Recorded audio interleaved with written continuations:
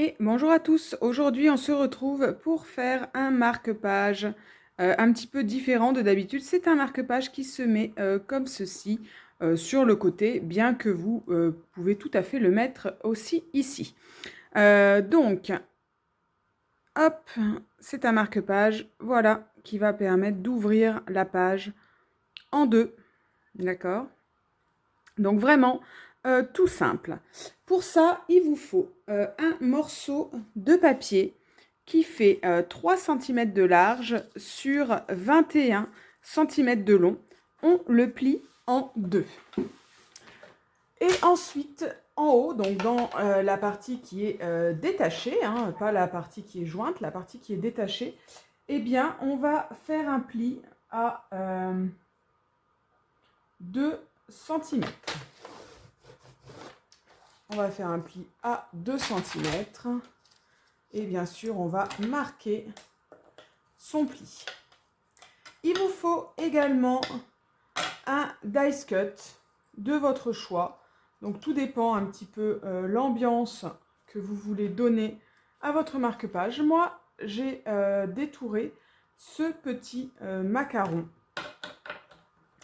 Et il faut le couper en deux, hein, sur la moitié. Donc voilà, moi il fait à peu près 4 cm. Donc voilà, je vais hop, le couper à peu près au milieu, hein, c'est pas au millimètre près, mais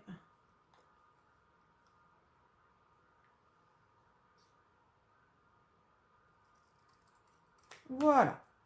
Une fois que vous avez coupé votre dessin en deux, eh bien, il faut l'encoller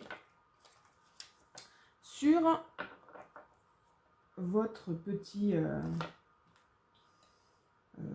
sur le petit papier, le petit morceau plié, d'accord, de votre papier. Voilà.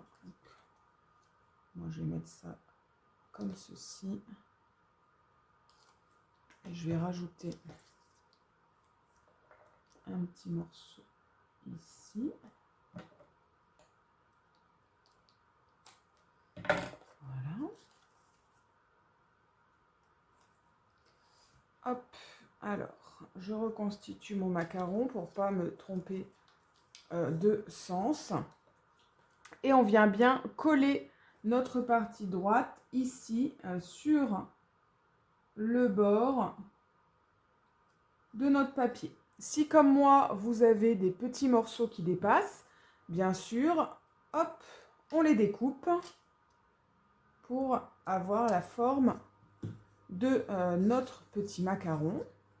Et on fait la même chose de l'autre côté. Donc ça marche hein, pour tous les dice cut que vous avez. Alors après, un dice cut un peu gros. En fait, il peut être long, mais pas trop large. Parce que si il est large, hop, voilà, là je vais positionner comme ceci pour bien placer voilà, les couleurs en face les unes des autres. Voilà. Oui, au plus il est large, au plus il va déborder sur les côtés de votre roman. D'accord? Surtout si votre roman a peu de pages. Voilà, donc si c'est un roman de 800 pages, bon, il n'y a pas de problème, hein, ça ne va pas déborder. Mais si c'est un roman, disons, type lambda, comme celui-ci, qui fait 400 pages à peu près, voyez, voilà, il ne faut pas que ça déborde de trop. Donc voilà pour le marque-page version macaron. Après, vous pouvez tout à fait décorer ici. Moi, je pense que je vais coller un papier de couleur. Hop. Et voilà mon petit marque-page macaron. Vous voyez qu'il déborde bien. Hein.